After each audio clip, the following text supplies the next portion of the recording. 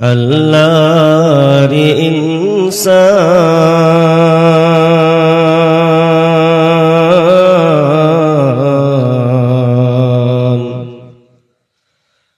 না মানলি তুই না মানলি কোরআন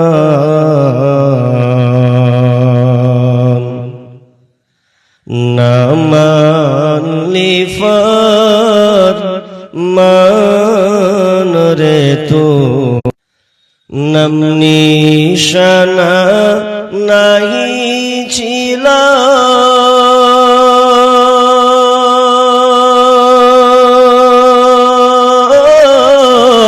শিশু জীবন কে বাদিল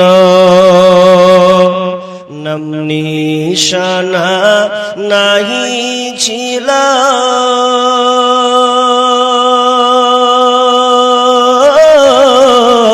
শিশু জীবন কে বাদিল কার দয়াতে আসলি রে তুই কার দয়াতে আসলি রে তুই এই দুনিয়ার মাঝার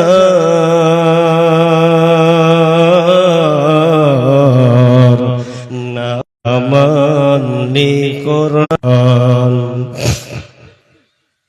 শিশু ছিলি জোয়ান হইলি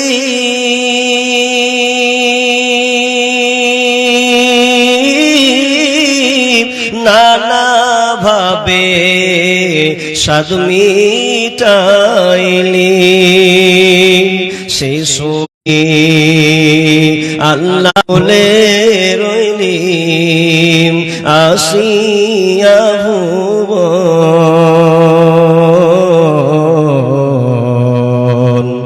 না মানলি ফরমান রে তুই না মানলি কোরআন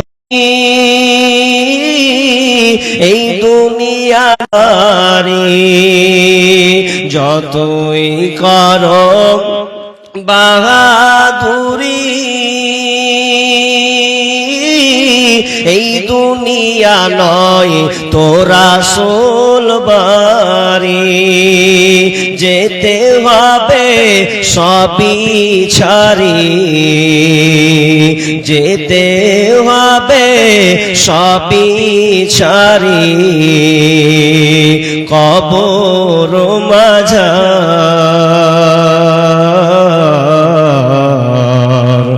না মানলি ফরমান রে তুই না মানলি কোরআন কার প্রেমেতে ভুলে রইলি আল্লাহর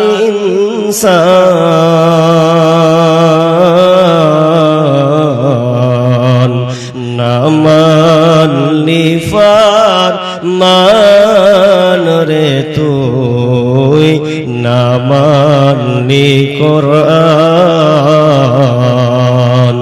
না মানলি ফরমান রে তুই না মানলি কোরআন।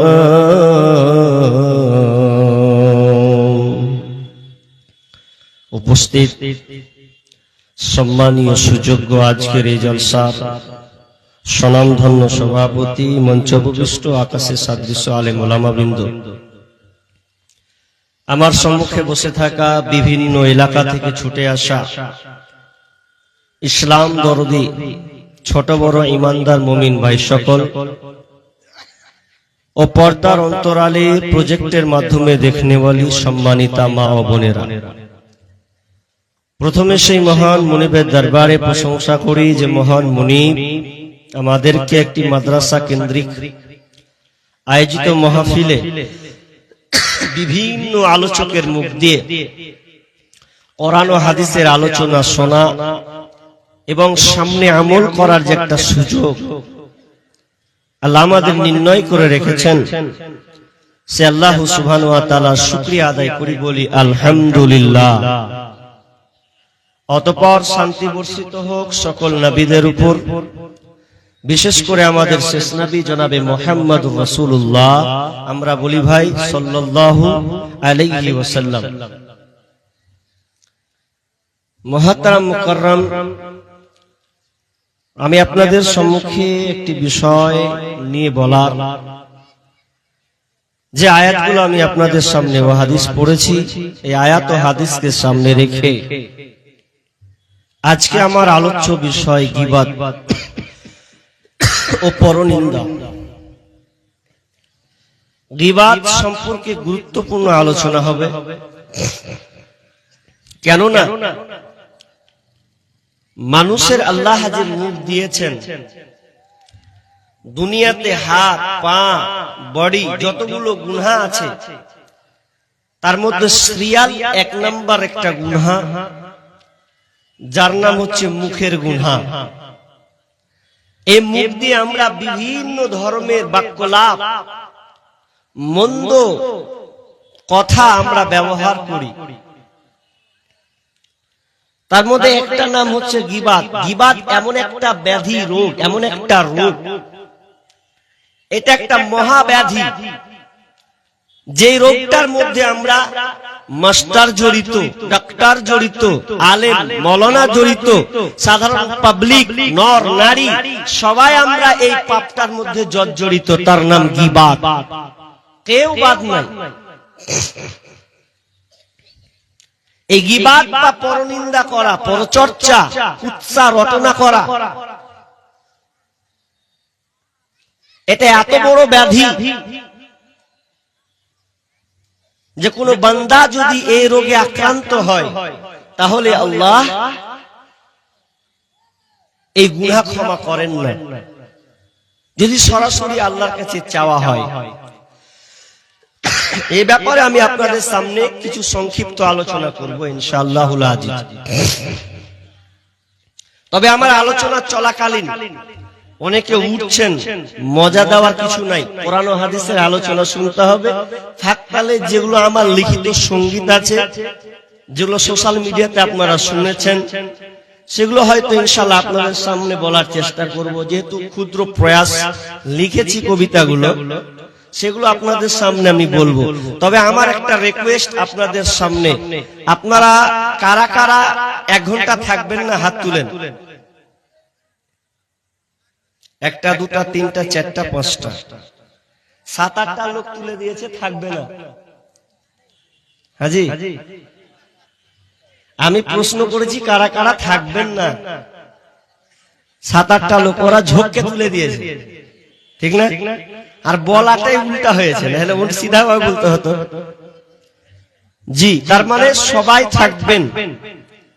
জানি না আপনারা এই অনুরোধ কতটুকু রাখবেন, অতটুকু আমানত কতটুকু আপনারা রক্ষা করবেন।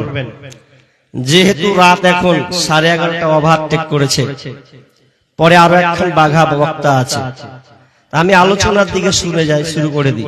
গীবত, গীবতের ব্যাপারে, পরনিন্দার ব্যাপারে আল্লাহ সুবহানাহু ওয়া তাআলা কি বলেছেন, এগুলো আমাদের একটু জানা দরকার। বিসমিল্লাহির রহমানির রহিম। ইয়া আইয়ুহাল্লাযীনা আমানু ইজতানিবু কাসীরাম মিনায-যন্নি ইন্না বা'দায-যন্নি ইসম ওয়া লা তাজাসসাসু ওয়া লা ইয়াত্তাব' বা'দুকুম বা'দা আইয়ুহিব্বু আহাদুকুম আন ইয়াকুলা লাহমা আখিহি মাইতা فكرهتموه واتقوا الله إن الله تواب رحيم। রব্বুল আলামিন সূরা হুজরাতের 12 নম্বর আয়াতে তিনি বলছেন, ইয়া আইয়ুহাল্লাযীনা আমানু, হে ঈমানদারেরা, যারা তোমরা ঈমান নিয়ে এসেছো, তোমরা ভালো করে এই কথাটি তোমরা শুনে নাও। ইস্তানিবু, তোমরা দূরে থাকো। কি থেকে দূরে থাকবে? কাসীরাম মিনাজ-যন্নি, তোমরা ধারণা থেকে দূরে থাকবে।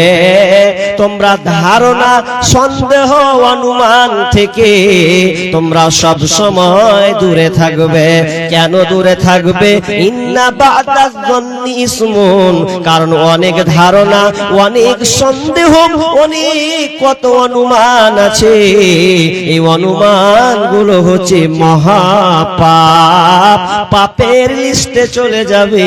এই জন্য খবরদার, তোমরা কারো ব্যাপারে, কোনো বন্ধুর ব্যাপারে, কোনো ভাইয়ের ব্যাপারে, কোনো ব্যক্তির ব্যাপারে তোমরা ধারণা পোষণ করবে না, ওর ব্যাপারে তোমরা সন্দেহ করবে না। কেমন সন্দেহ? একটা লোক নামাজ পড়লো, এশার নামাজ পড়লো, এশার নামাজ পড়ার পরে 4 রাকাত ফরজ পড়েছে, 2 রাকাত সুন্নাতে মুআক্কাদা নামাজ পড়লো, এরপরে লোকটা বাড়ি চলে গেল। পাশের মুসাল্লি বলছে, কত বড় নামাজি বে, দেখ কত বড় নামাজির বেটা, নামাজি 2 রাকাত সুন্নাতে মুআক্কাদা পড়লে 1 রাকাত যে 3 রাকাত বেতর বিজোর বেতর ছিল পড়লো না। কত বড় নামাজি, অথচ আপনি সন্দেহ করে তাকে গালিটা দিলেন, সন্দেহ করে আপনি বললেন। কিন্তু লোকটা জানেন যে হয়তো সে তাহাজ্জুদ পড়ে না, কিন্তু তার আগে আজকে তার মনে হয়েছে আমি আজকে তাহাজ্জুদের নামাজ পড়ব, এই জন্য সে 2 রাকাত সুন্নাতে মুআক্কাদা নামাজ পড়ে বাড়ি চলে গেল। বেতর কেন পড়লো না? তো সে রাত্রে উঠে 2 রাকাত নামাজ পড়ে তারপরে হয়তো সে বেতরটা পড়বে, এই জন্য সে বেতর সে পড়ল না। এক কথায় তাহাজ্জুদের নামাজ পড়বে, এই জন্য বেতরে সালাত সে আদায় করলো না।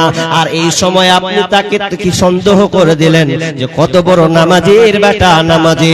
তার মানে আল্লাহ বলছেন, খবরদার তুই এই ধরনের কথা বলবি না, কারো ব্যাপারে তুই সন্দেহ পোষণ করবি না।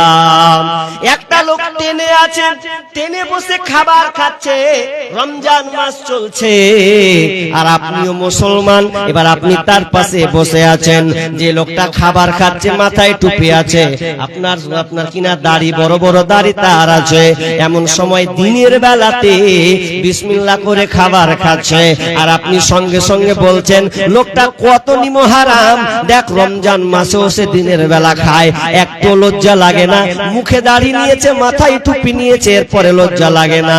কিন্তু না, আপনি এই ধারণা করতে পারেন না, কারণ হতে পারে রমজান মাস হলেই বাকি হবে, হতে পারে লোকটা একজন মুসাফির, সফর যাত্রী, সে সফর অবস্থায় আছে। মনে করেন সে মুর্শিদাবাদ থেকে আপনার এইদিকে কোথাও ঢুকেছে, কিন্তু রোজা রাখেনি, কারণ মুসাফির জন্য, সফর ব্যক্তির জন্য রোজা মাপ আছে, তবে সে পরে আদায় করে নিবে। এই জন্য আপনি ওই লোকটাকে বলতে পারেন না যে কত বড় নিমহারাম, দিনের বেলা সে পান করছে। আপনি সন্দেহ করতে কখনো পারেন না। ধারণা কারো ব্যাপারে আপনি করবেন না, ধারণা করা যাবে না,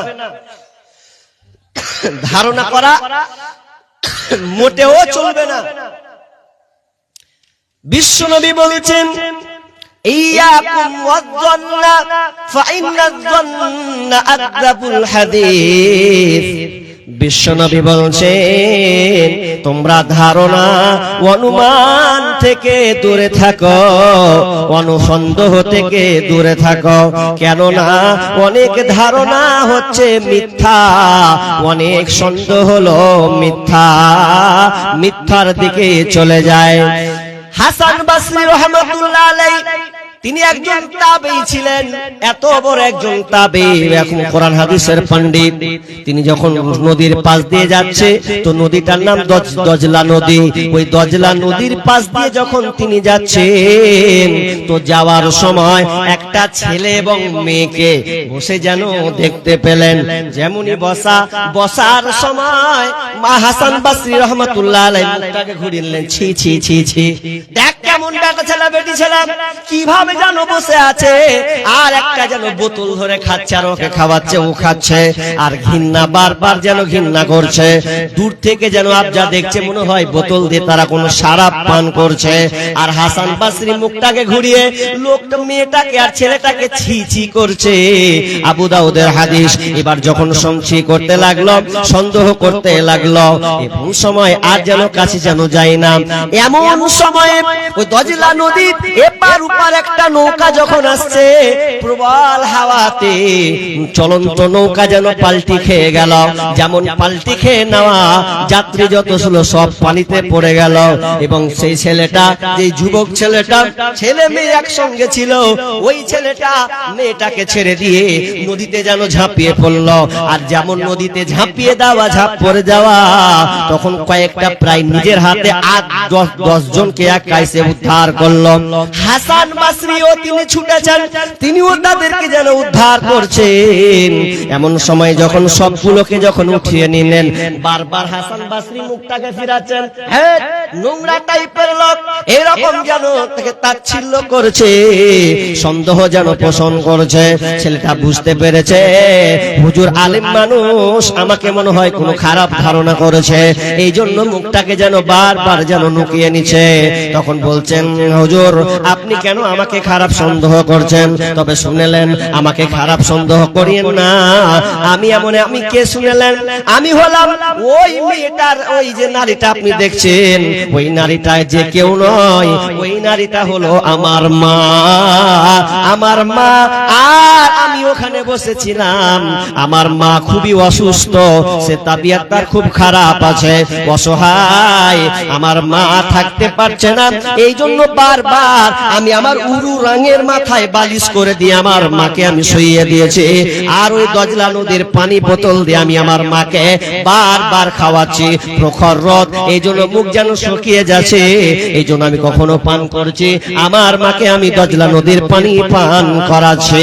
আমরা বসে আছি, এই জন্য নৌকাটা এপার আসবে, মাকে নিয়ে নৌকাতে উঠে ডাক্তারের কাছে যাব, চিকিৎসা করব, এই জন্য আমরা বসে আছি। যেমন এই কথা বলা, হাসান বসরি চোখ দিয়ে পানি যেন ঝরঝর করে ঝরতে লেগেছে। আহারে, আমি কেন লোকটার, আমি এই যুবক ছেলেটার ব্যাপারে সন্দেহ করতে গেলাম, আমি কেন ধারণা করতে গেলাম, অনুমান কেন করতে গেলাম? তার মানে আমার অনুমান করা এটা কখনো ঠিক হয়নি। ওই ছেলেটার কাছে যেন সে ক্ষমা চাইল। এই জন্য আল্লাহ সুবহানাহু ওয়া তাআলা বলছেন, ওরে ঈমানদারেরা, তোমরা যারা ঈমান এনেছো শোনো, খবরদার কারো ব্যাপারে তোমরা কোনো মতে ধারণা করবে না, সন্দেহ করিও না কারো ব্যাপারে। কারণ সন্দেহ এমন একটা জিনিস, ভালো লোককে খারাপ বানিয়ে দেন আপনি, যার অপরাধ নেই, সন্দেহ করে আপনি তার নামে এমন খারাপ মন্তব্য করলেন, সমাজের কাছে ওকে কলঙ্কিত করে দিলেন, তাহলে এ দায়ভার কে নিবে? অতএব কারো ব্যাপারে আপনারা কোনো সন্দেহ করবেন না, যতক্ষণ পর্যন্ত নিখুঁত, নির্ভেজাল, সঠিক প্রমাণ না হবে, ততক্ষণ পর্যন্ত আপনি কারো ব্যাপারে কোনো দাগ লাগাতে পাবেন না। যেমন একটা মহিলার নাম বলছি, যেই মহিলাটার নাম হচ্ছে হিন্দা বিনতে উতবা। এই হিন্দা প্রথম লগ্নে কিন্তু সে অমুসলিম ছিলেন, ইসলাম গ্রহণ করেননি।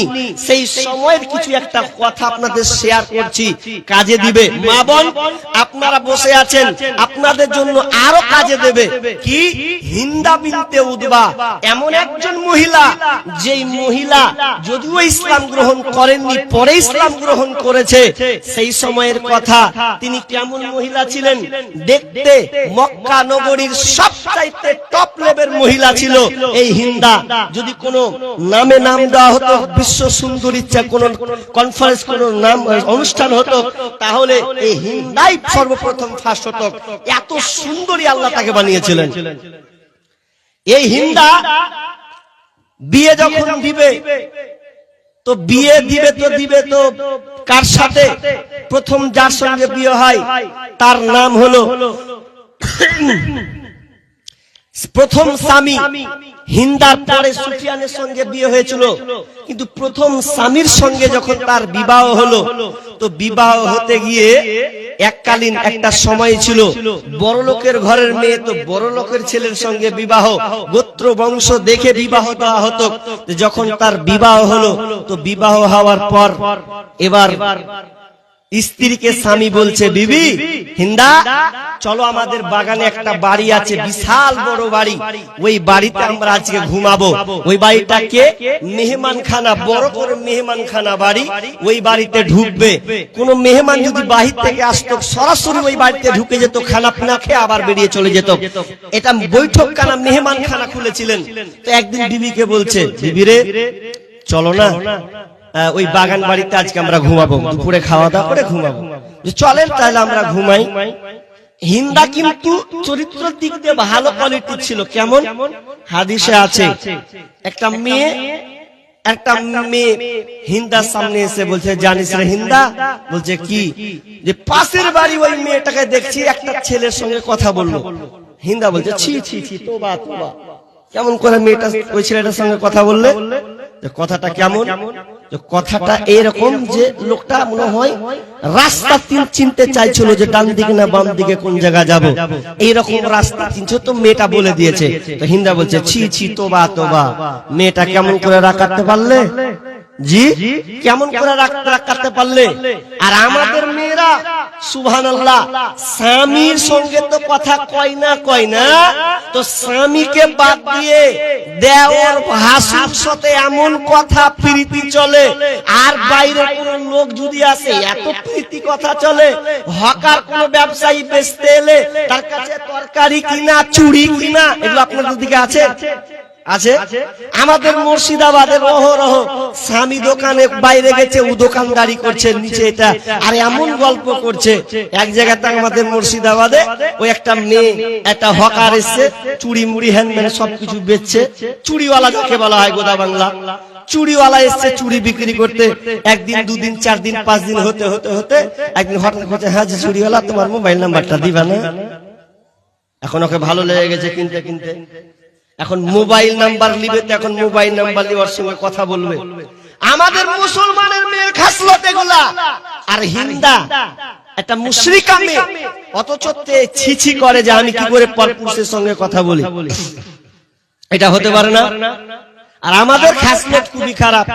এমন হয়ে গেছে যে আমরা মেয়েদেরকে ছেড়ে দিয়েছি, স্ত্রীকে আমরা ওপেন ছেড়ে দিয়েছি। ছেড়ে দেওয়ার কোন এক অপরের কথা বলছে। কেমন?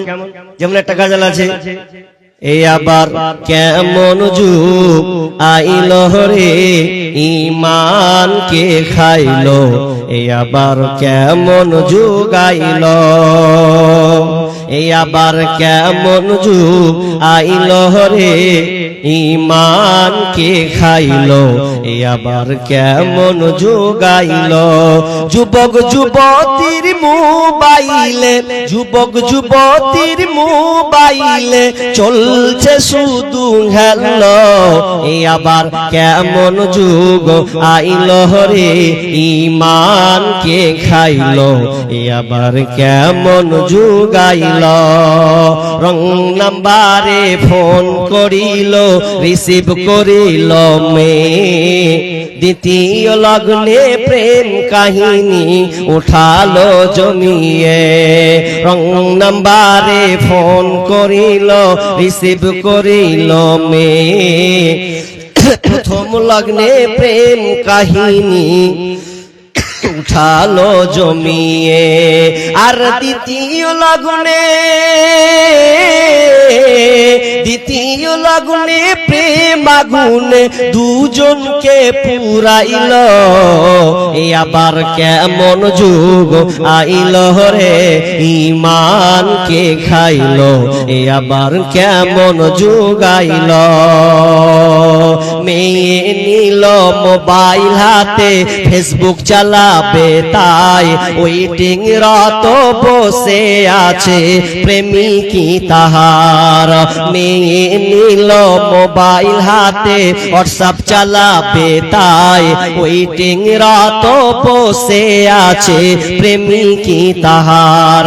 আর সারা রাত চ্যাটিং করে, সারা রাত চ্যাটিং করে সকাল 9টায় ঘুম ভাঙিল, এই আবার কেমন যুগ আইল রে, ঈমানকে খাইল, এই আবার কেমন যুগ আইল।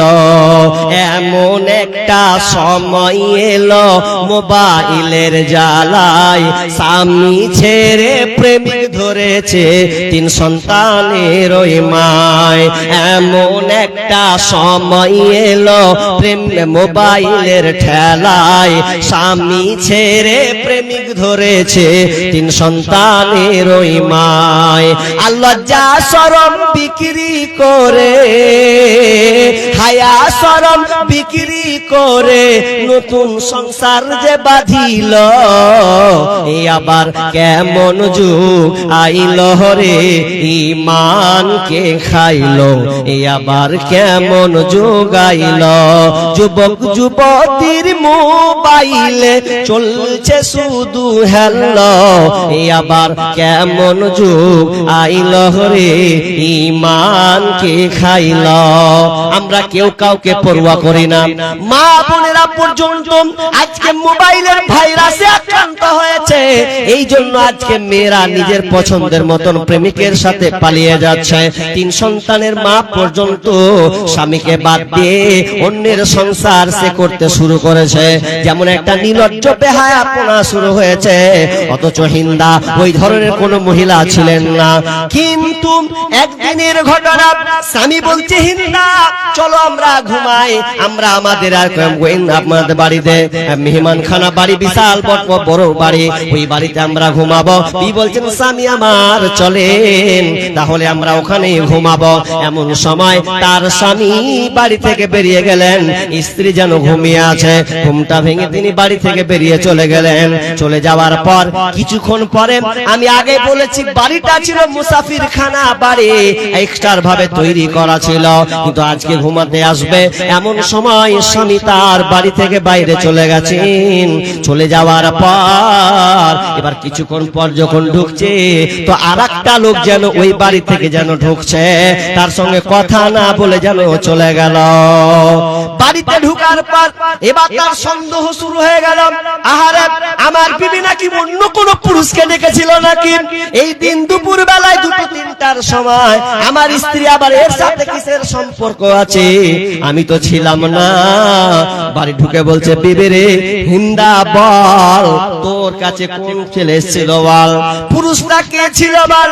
হিন্দা বলছে স্বামী আমার আমি তো জানি না আপনি কার কথা বলছেন, আমি তো ঘুমিয়ে গেছিলাম, কিন্তু ঘুমিয়ে আমি তো কিছুই জানি না। হিন্দাকে বলছেন শোন, বেশি বেশি লুকানোর চেষ্টা করিস না, কে ছেলেটা ছিল বল। তার মানে তোর সঙ্গে কোনো আকাম হয়েছে, তোর সঙ্গে কোনো খারাপ কাজ হয়েছে, এই জন্য হয়তো তুই আমাকে বলিস না, লুকিয়ে রাখছিস। না তোকে আমি কোনো লুকাতে দেব না, কারণ আমি চোখের সামনে দেখে যে ছেলেটা আমার পাস্তার পাশ দিয়ে এসে চলে গেছে। হিন্দা বারবার বলছে স্বামী আমার, ওগো আমার প্রাণের স্বামী, আমি আপনাকে জায়গা দিয়েছি, আমি কাউকে জায়গা দিই না। আপনি আমার স্বামী, আমি কেন অন্য পরপুরুষের সঙ্গে কথা বলতে যাব, পরপুরুষের সঙ্গে আমি কেন আলাপ করতে যাব, আমি তো এই ব্যাপারে কিছুই জানি না। হিন্দার স্বামী বলছে শুনবো না, তুই তোর সঙ্গে খারাপ ব্যবহার করেছিস। তার মানে ওকে এমন পর্যায়ে দেখলো হিন্দা কিন্তু আর সহ্য করতে পারে না। স্বামী খবরদার আমাকে এই মন্দ ধারণা আমাকে দিও না, আমি কাউকে চিনি না, আমার কারো সঙ্গে দেখা হয়নি। হিন্দার স্বামী বলছে আর তোকে বাড়িতে রাখবো না, চল তোকে আর বিবির লিস্টে রাখবো না, তোকে আমি তালাক দিয়ে দেব, তোর মতন নিমহারাম বেঈমান স্ত্রী আমার দরকার নাই। হিন্দা কাঁদে আর স্বামীর পা জোরে ধরে কাঁদে আর বারবার বলে স্বামী গো খবরদার আপনি আমাকে ভুল বুঝেন না, ভুল বুঝে আমাদের সুন্দর সংসারকে আপনি ধ্বংস করিয়েন না। কিন্তু স্বামী কোনো মতে শুনলো না, না শুনে হিন্দা বাপের বাড়ি চলে গেল। বাপের বাড়ি গিয়ে সমাজে রটিয়ে গেল। হিন্দা একটা পরপুরুষের সঙ্গে খারাপ আচরণ করেছে, খারাপ ব্যবহার করেছে, তার সঙ্গে নোংরা কাজ করেছে। এবার উদ্বাদ্য শুনে মাথা খারাপ, আমার মেয়ে ধরনের কাজ করতে পারে না, আমার মেয়ে ধরনের নোংরা কাজ করতে পারে না। সুন্দর ভাবে মেয়েকে ডেকে বলছেন মা রে বল, হিন্দাকে বল তুই কি কোনো পরপুরুষের সঙ্গে তোর কোনো অঘটন ঘটেছে কে? হিন্দা বলছে আব্বা আপনার জামাই আমাকে খুব ভুল ধারণা কুধারণা করছে, আমাকে সন্দেহ করছে, আমি এ ব্যাপারে কিছুই জানি না। কিছু জানিস না? বলছে না, আপনার জামাই আমাকে খালি সন্দেহ করছে, আর সন্দেহ করে এই ধারণা করে আমাকে বলছে যে আমি তোর সংসার করব না। উদ্বাদ্য যেমন তেমন লোক নয়, বলছে আমার উচ্চ বংশের আমার দাগ লাগিয়ে দেবে, এটা হতে পারে না। জামাইকে ডাকা হলো, সকলকে ডাকা হলো, কি ব্যাপার আমার মেয়ে এরকম কাজ করেনি, তুমি তোহমত লাগাছো? বলছে না, আমি নিজের চোখে দেখেছি আপনার এই মেয়ে নোংরা কাজ কি করে কে ছিল বলে না তো, ধোকা আমি চোখের সামনে দেখেছি।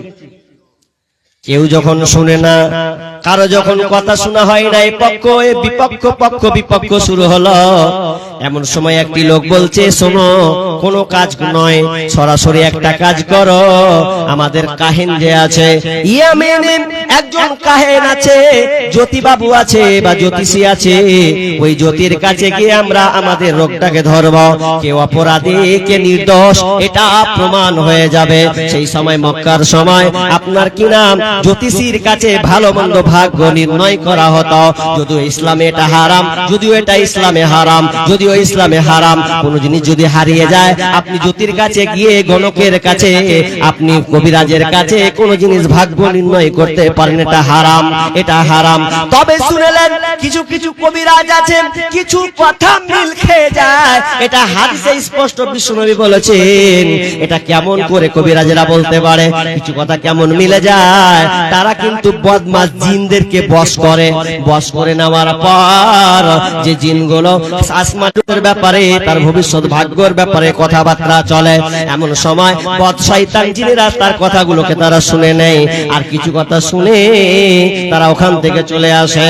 ঠিক তেমনি ভাবে ওই কথাগুলো তাদের কবিরাজকে বলে দেয়, কিন্তু এটা প্রকাশ্য হারাম। কবিরাজের বাবার ক্ষমতা নাই কোন মানুষের ভাগ্য নির্ণয় করা, ভাগ্যের ব্যাপারে পরিবর্তন করে দেওয়া, কোনো কিছু বলা, এটা কারো কোনো শক্তি নাই। কিন্তু সেই সময় মুশরিকরা এটাকে বিশ্বাস করত। তারা তো মুশরিক ব্যক্তি।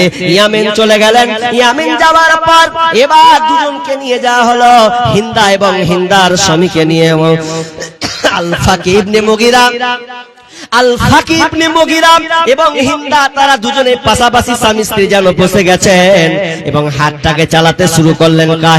কাহিন যখন হাত চালালেন হিন্দার হাত ধরে নিলেন, হাত ধরে হাত যেন জাদু করতে লাগলো। জাদু করতে করতে এক সময় হিন্দাকে বলল, হিন্দা এই ব্যাপারে সম্পূর্ণ নির্দোষ, এ কোনো অপরাধ করেনি, এর সাথে কোনো পরপুরুষের মুলাকাত সাক্ষাৎ হয়নি।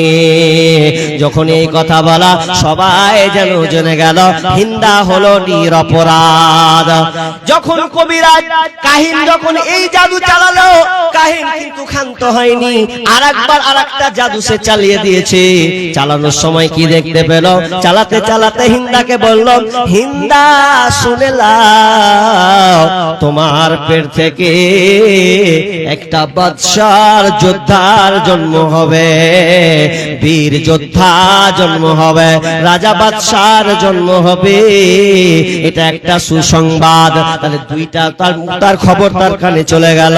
কিন্তু হিন্দার স্বামী আল ফাকিহ ইবনে মুগীরা এবার স্ত্রীকে বলছে, হিন্দারে আমি তোমাকে ভুল বুঝেছি, সন্দেহ করেছি, জিদ করে আমি তোমাকে তালাক দিতে চেয়েছিলাম, কিন্তু না না আমি ভুল বুঝতে পেরেছি। হিন্দা বাড়ি চলো, আমি আবার আগের নাই আমরা দুজনে সংসার করব। মেয়ে মানুষ তো বুঝেন, মেয়ে মানুষরা কত খারাপ। এ তো স্বামী রেগেছে। হিন্দা বলছে, তুমি আমাকে গোটা মহল্লায় অপবাদ দিয়েছ, আমার নামে সন্দেহ করে আমার ভবিষ্যৎ, আমার কলঙ্ক লাগিয়ে দিয়েছ। অতএব আমি আর তোমার সঙ্গে সংসার করব না, আমি তোমার সঙ্গে আর ভাত খাবো না, আমি বাপের বাড়ি চলে গেলাম। আল ফাকিহ ইবনে মুগীরা বারবার স্ত্রীকে বলে, বিবি রাগ করো না, ভুল করে দিয়েছি। বলছে, না শুনবো না, তুই শুনবো না, এই জন্য তোমার মতন বেঈমানের কাছ থেকে আমার পেটে কোনোদিন যোদ্ধার জন্ম হতে পারে না। তোমার কাছ থেকে, তোমার মতন কুধারণা বেঈমানের কাছ থেকে আমার পেট থেকে যোদ্ধার জন্ম হতে পারে না। অতএব আর তোমাকে সেই রকম বাপ হতেও দেব না। তো আমি চাই না তুমি আমাকে আর সংসার করো, আমি তোমাকে খোলা তালাক দিয়ে দিলাম, আমি আর তোমার সংসার করব না। সন্দেহ খুবই খারাপ জিনিস। কোন মতে কারো ব্যাপারে সন্দেহ করবেন না। তবে কিছু সন্দেহ করা যায়, কেমন অনুমান করা যায়, ধারণা রাখা যায় যে আপনি একটা ছেলেকে দেখছেন কোরআন তেলাওয়াত করছে, নামাজ পড়ছে, বক্তব্য দিচ্ছে, এমন সময় বলছেন, আহা ছেলেটা ভবিষ্যতে বিশাল বড় আলেম হবে, বিশাল বড় বক্তা হবে। এই ধারণা করা ভালো, কিন্তু মন্দ ধারণা করা হারাম।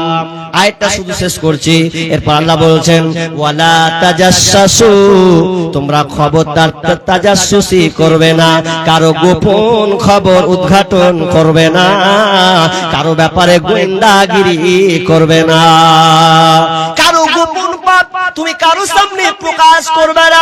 তুমি কারো গোপন পাপ জানতে পারলে, তোমার বন্ধু একটা খারাপ অন্যায় কাজ করে দিয়েছে কোনো মেয়ের সাথে, এসে নিজেকে বুঝতে পেরেছে আর ওর সাথে কোনো সম্পর্ক নাই, এখন আপনি তো জানেন, জানতে গিয়ে আপনি কি করলেন, আপনি ওপেনলি বলে দিলেন। আল্লাহ বলছেন, খবরদার কারো বিষয়ে অনুসন্ধান করতে যেও না।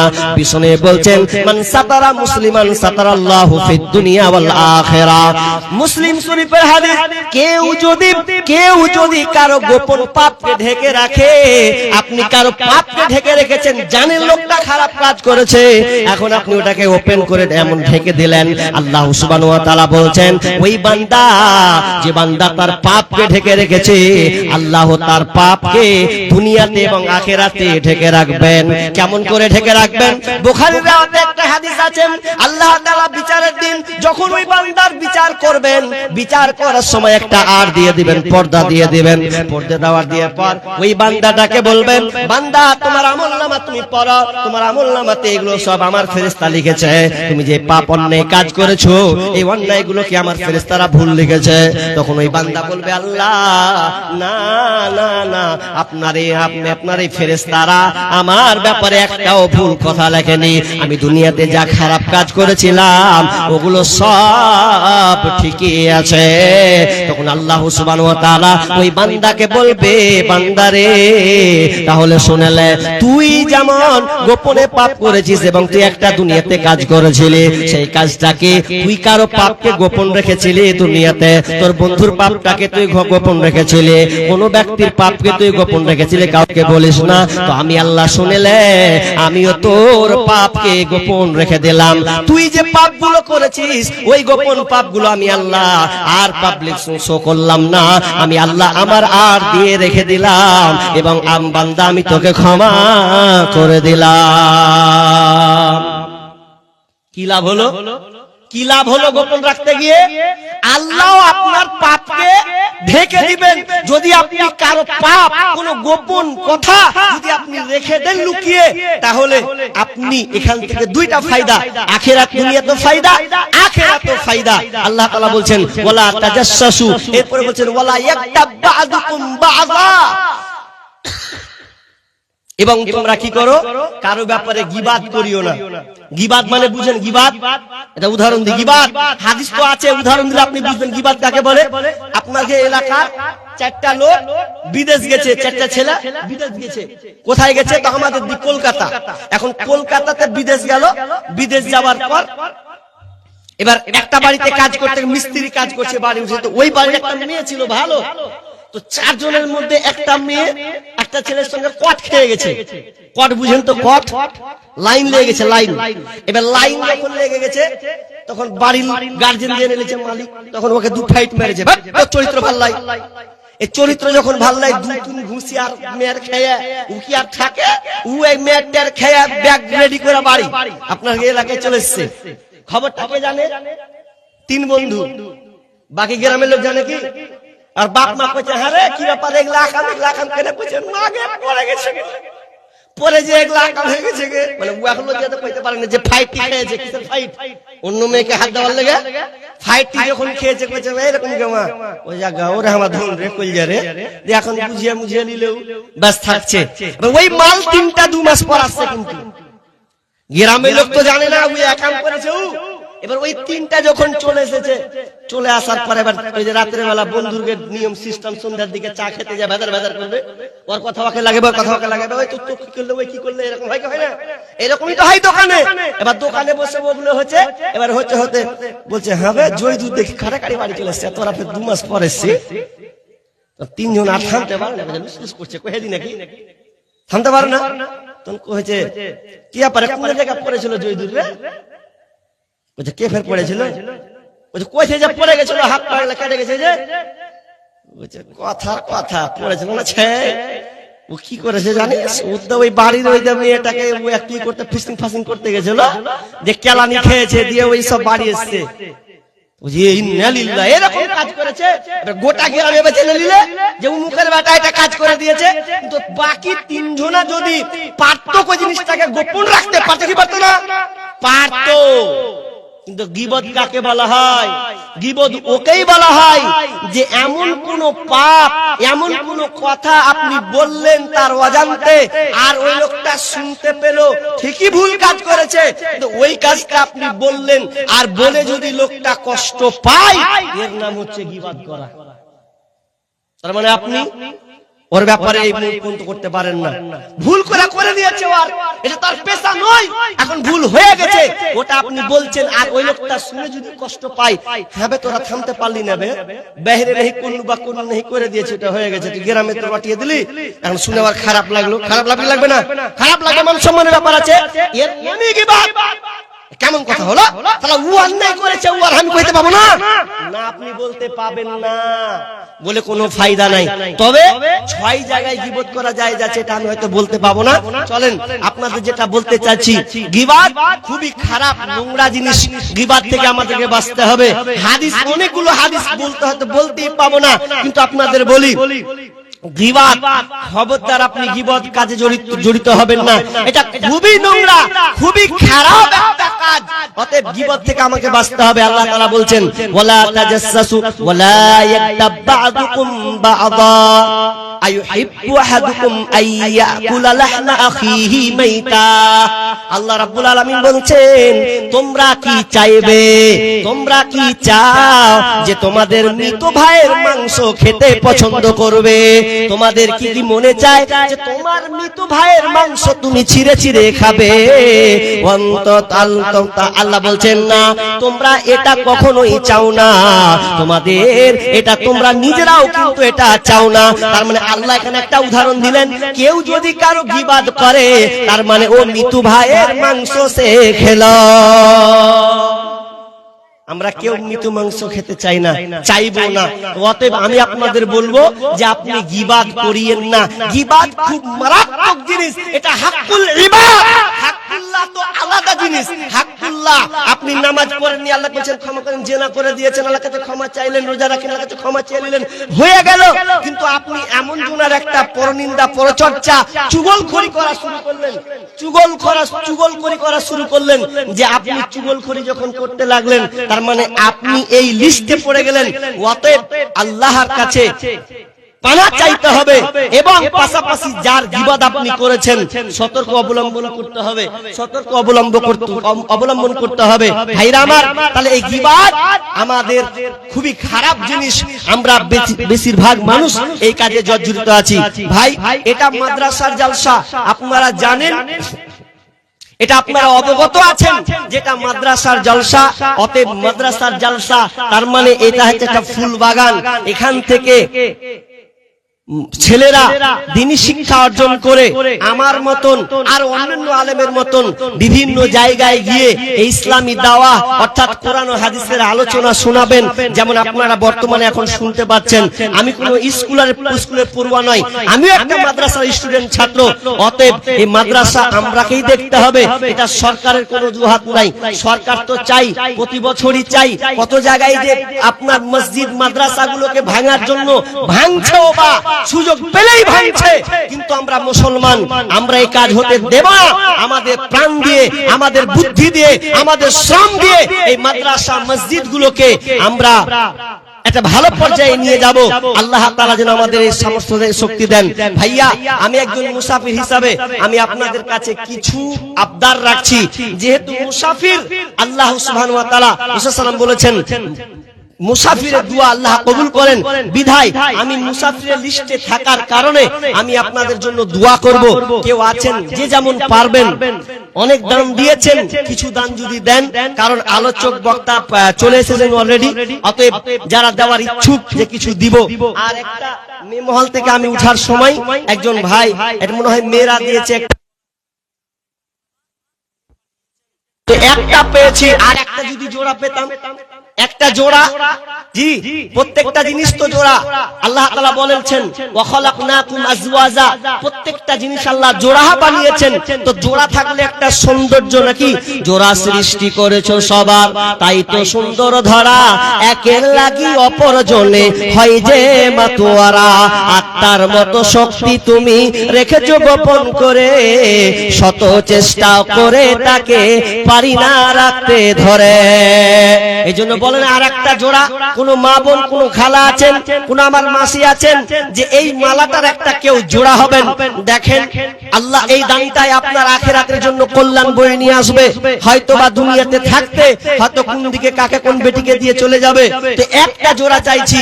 আর আপনারা কেউ আছেন 20টা লোক বলেন 1000 টাকা করে দিবেন। 20টা লোক আছেন, কোন আমার যুবক ভাই যারা দিন মজুরি করে খাচ্ছেন, অল্প কিছু আপনার কাছে চাইছি। এই অল্প কাজ আল্লাহ এর বিনিময়ে আপনাকে বড় কিছু দিবেন। আছেন আল্লাহর রাস্তায় কেউ? বলুন কেউ 500,000 দেনেওয়ালা? জি কেউ আছেন?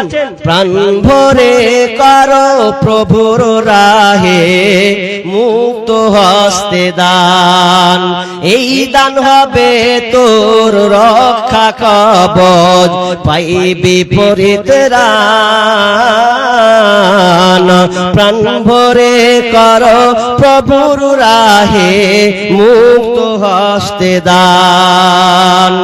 দান করিলে মাল কমে না, দান করিলে মাল কমে না, দূর হয় মুসিবত,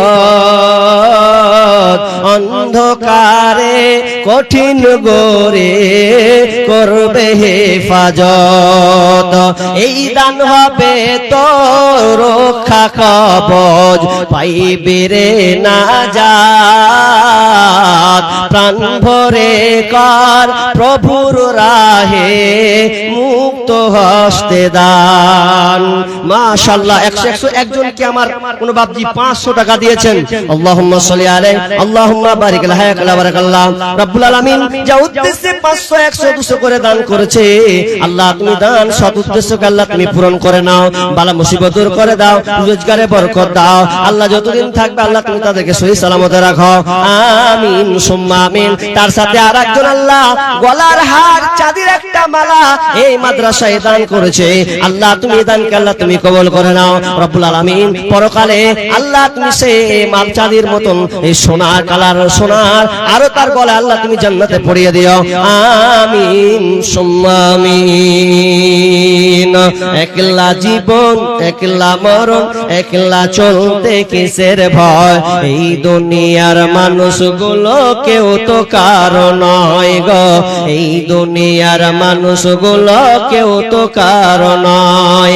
স্বার্থ ছাড়া কেউ চলে না, মনের কথা কেউ বোঝে না। স্বার্থ ছাড়া কেউ চলে না, মনের কথা কেউ বোঝে না। কারো দুঃখ দেখলে আবার করে দুঃখীর অভিনয়, এই দুনিয়ার মানুষগুলো কেউ তো কারো নয়। একলা জীবন একলা মরণ একলা চলতে কিসের ভয়, এই দুনিয়ার মানুষগুলো কেউ তো কারো নয় গো, এই দুনিয়ার মানুষগুলো কেউ তো কারো নয়। ভাই আপনারা যতগুলো বসে আছেন অন্তত বক্তা চলে এসেছেন অলরেডি, তো আপনারা অন্তত 100 টাকা করে দান দিতে পারবেন না? আমি 1000 টাকা চেয়েছি বলে আপনারা ক্ষান্ত হয়ে গেছেন নাকি? জি আমি চেয়েছিলাম, কিন্তু 100 200 500 দেনেওয়ালা নেই আপনারা। দেখেন হবে না, আল্লাহর রাস্তায় হবে না। জি सभी हाजिरीन और सामीन से मैं गुजारिश करूंगा कि जो लोग अब तक खाना नहीं खाए हैं, होटल बिल्कुल बंद होने को है, इसलिए मैं आप हजरात से गुजारिश कर रहा हूं कि जल्दी से जाकर होटल कूपन लेकर खाना खा लें। होटल बिल्कुल बंद होने वाला है, उसका वक्त बिल्कुल करीब है। सभी हजरात से गुजारिश है कि जो खाना नहीं खाए हैं वो जल्दी जाकर खाना खा लें और फिर होटल जो है बंद हो जाएगा उसके बाद। জি যারা খাবেন খেয়ে আসেন, খালি খেয়ে আসলে হবে জি, কিছু তো দিতে হবে আল্লাহর রাস্তায়। খাও খান অসুবিধা নাই, পাশাপাশি এই মাদ্রাসায় আপনাদেরকে দিতে হবে। তা আমি শেষ আবদার চাইলাম, এটা আবার ওই ঝাড়খণ্ডের মতন হয়ে গেল না তো? ঝাড়খণ্ডীতে এত চেয়ে তার আগা দিকে 4-5 লাখ টাকা কালেকশন করলাম নদিয়াতে। এবার ঝাড়খণ্ডে গেলাম, সব কিছু সাঁওতাল পড়ে গেছে, দে ও সব হযরত আলীকে লিয়া পাগলা, পয়সা দিতে আর কেউ দিতে চায় না। জি তো এইরকম আপনাদের এলাকায় যে আমি চাইছি মুসাফির হিসাবে আপনাদের কাছে চলে যাব হয়তো, তো কেউ নাই শেষের মুহূর্তে, শেষ ভালো যার সব ভালো তার, কেউ নেই আল্লাহর রাস্তে। 500 টাকা করে দিতে পারবেন না? 5টা লোক 10টা লোক এরকম উঠতে পারবেন না? জি দেখুন আল্লাহ রাসূল বলছেন, আল্লাহ তাআলা নিজে বলছেন, ইয়া ইবনে আদম, হে আদম সন্তান, আনফিক দান করো। একজন ভাই দিয়েছেন 100 টাকা। ভাই 100 টাকা করেও যদি দেন তো অনেকের হয়ে যায়। আসুন না একটু চেষ্টা করি। মানুষ কয়ে যাই রে দুনিয়া ছাড়িয়া, মসজিদের ওই পালকি আইনা দোলা দেই সাজায়া তারে জনমের লাগিয়া। মাশাআল্লাহ। আরেকজন দিয়েছেন 100 টাকা। আরে 100 টাকা করে দিলে তো অনেক উঠে যাবেন। দেখুন না একটু চেষ্টা করি। জি ভাই রাত এখন 12টা 20 তো এই এত গভীর রাত এটা ধরতে গেলে তো শেষ রাত্রিতে একটু চেষ্টা করি। আপনি 1000 500 2000 দিয়েছেন, 100 টাকা করে চাইছি। আসুন না, আরে না আছে আপনি বাকিতে লিখান, আপনাকে নগদ দিতে হবে না, আপনি লিখিয়ে দেন। ধান কেউ যদি দেওয়ার মন থাকে বলুন, ধান লিখান, আপনাদের চাষ হয়। জি একজন ভাই ফোন পে 500 দিল, টাকা না আছে ফোন পে মারুন না, স্ক্যান তো এখানে দেওয়া আছে, নাম্বারটা নেন, 100 200 করে আল্লাহর রাস্তায় দেন। জি মাশাআল্লাহ, হায়াকাল্লাহ বারাকাল্লাহ। আল্লাহ একে একে আল্লাহ 100 200 করে 500 করে দান করছে। আল্লাহ তুমি দানকে আল্লাহ তুমি কবুল করে নাও, যে উদ্দেশ্য দিয়ে যা পূর্ণ করে দাও, বালা মুসিবত দূর করে দাও, রোজগারে বরকত দাও। আমিন সুম্মা আমিন। মায়ের চোখে ঝরলে পানি আল্লাহর রস কাই পা যায়, কান্দে না যেন মায় কান্দে না যেন মায় অতি কষ্ট সহ্য করে আদর সোহাগ দিয়ে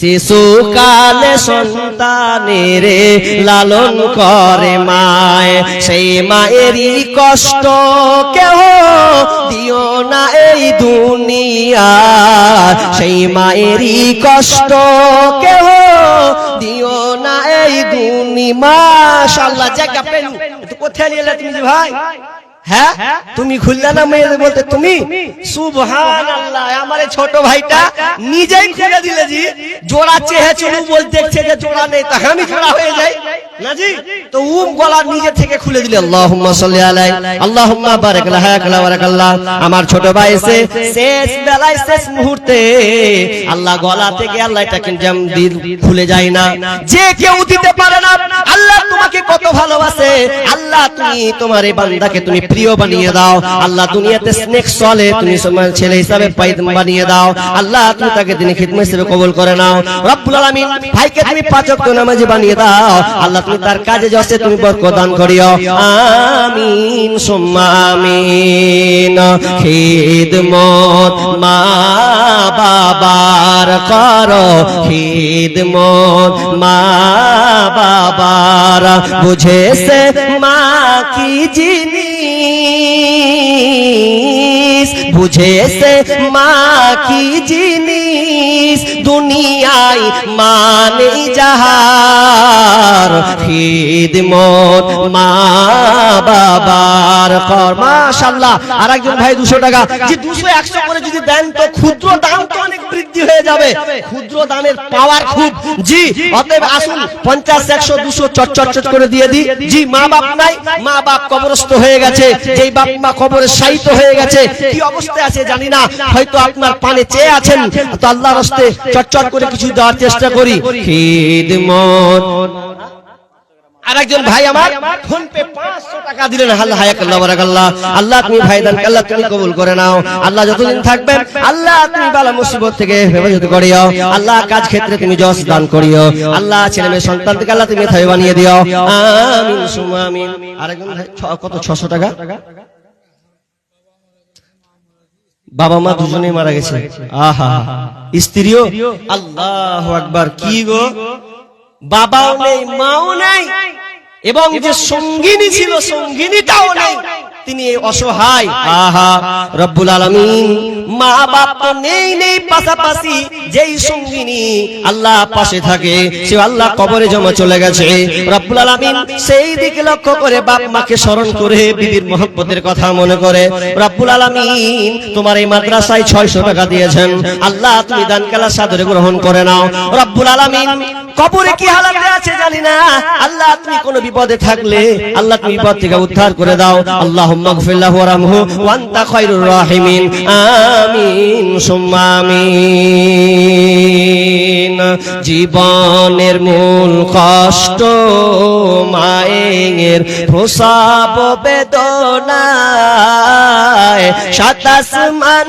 সাত জামিন তখন মায়েরই মাথায় আমার সুন্দর মুখ দেখে মায়ের আমার সুন্দর মুখ দেখে মায়ের ব্যথা যে যাই ভুলিয়া ও আমার প্রাণের মা মা গো মা কোথায় গেলে মোরে ছাড়িয়া জনম দুঃখী ইয়াতিম আমি চাই না কেহ ফিরিয়া আমি যখন ছিলাম আমার মায়েরই উদারে চলাফেরা করিলেন যে মা কত কষ্ট করে এমন মাকে কেমনে আমি এমন মাকে কেমনে আজি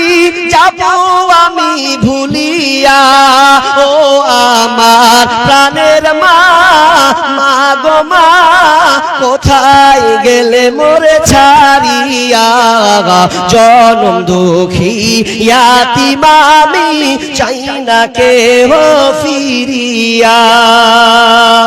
আর কেউ আছেন আর দিবেন আল্লাহর হস্তে? দেখেন মায়ের কথা স্মরণ করুন, বাবার কথা স্মরণ করুন, যে এই বাপ মা হয়তো বেঁচে আছে, অসুস্থ হালাতে আছে, একটু দেওয়ার চেষ্টা করি ভাই। তাহলে আল্লাহ এমন রোগ, তিনি এমন একজন চিকিৎসক যিনি মুহূর্তের মধ্যে ভালো করে দিতে পারে। তো এই আশায় যদি আর কেউ দেন, চলে এসেছে বক্তা অলরেডি, তো যদি কেউ দেন এই এক মিনিটের মধ্যে দেন, ইনশাআল্লাহ আমি এখান থেকে বক্তব্য ইতি করছি 1-2 মিনিট। আর যদি কেউ দেওয়ার মতন থাকেন আল্লাহর হস্তে দিন, আমরা পরবর্তী প্রধান বক্তাকে আমরা দিয়ে দেবো। জি কেউ আছেন আল্লাহর হস্তে? তাড়াতাড়ি যদি দেন তো ফাটাফাট দিয়ে দেন। জি। জামানা মোবাইলে খাইছে, জামানা ফেসবুকে খাইছে, অল্প বয়সের ছেলে মেয়ে প্রেমে জড়াইছে, জামানা মোবাইলে খাইছে, জামানা ফেসবুকে খাইছে, জামানা মোবাইলে খাইছে, জামানা ফেসবুকে খাইছে, অল্প বয়সের ছেলে মেয়ে প্রেমে জড়াইছে, জামানা মোবাইলে খাইছে, জামানা ফেসবুকে খাইছে। সকাল বেলা বাবা বলে যাস রে কোথায়, বাবার কথা শোনার মতো সময় যে আর নাই, তাই রাস্তার পাশে বসে বসে ছেলেরা রাস্তার পাশে বসে বসে ফ্রি ফায়ার খেলছে, জামানা মোবাইলে খাইছে, জামানা ফেসবুকে খাইছে, জামানা মোবাইলে খাইছে, জামানা মেসেঞ্জারে খাইছে। বিবাহিতা মেয়ে যখন ফেসবুকে ঢোকে, হ্যান্ডসাম ছেলে দেখে সে তো প্রেমে পড়ে, ওরে বিবাহিতা মেয়ে যখন ফেসবুকে ঢোকে, হ্যান্ডসাম ছেলে দেখে সে তো প্রেমে পড়ে, ওরে স্বামী সন্তান সব ছাড়িয়া, ও নারী স্বামী সন্তান সব ছাড়িয়া নতুন প্রেমিককে চাইছে, জামানা মোবাইলে খাইছে, জামানা ফেসবুকে খাইছে, অল্প বয়সের ছেলে মেয়ে প্রেমে জড়াইছে, জামানা মোবাইলে খাইছে, জামানা ফেসবুকে খাইছে। আরে রাতের বেলা একা একা ঘুম যে আসে না, মেসেঞ্জারে না পাইলে বন্ধু ভালো লাগে না, ওরে রাতের বেলা একা একা ঘুম যে আসে না, মোবাইলে না পাইলে বন্ধু ভালো লাগে না। তাই তো এখন মা বাবারা, বর্তমানের মা বাবারা ভীষণ টেনশনে পড়েছে, জামানা মোবাইলে খাইছে, জামানা ফেসবুকে খাইছে, অল্প বয়সের ছেলে মেয়ে প্রেমে জড়াইছে, জামানা মোবাইলে খাইছে, জামানা ফেসবুকে খাইছে, জামানা মোবাইলে খাইছে, জামানা মেসেঞ্জারে খাইছে। জি আর আসবে না, তো আপনারা ধৈর্য সহকারে বসুন এবং শেষ আলোচকদের মুখ দিয়ে